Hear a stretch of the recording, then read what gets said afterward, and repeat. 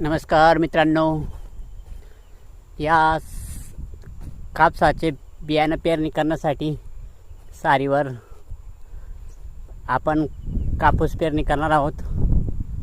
अशा प्रकारे पाणी भरणं चालू आहे आणि या ठिकाणी कापूस पेरणी केली जाईल। इथे ठिबक टाकण्याचा विचार होता, पण खारुताई ठिबक मोठ्या प्रमाणात कातरून घेते, त्यामुळे 2-3 वेळा ठिबक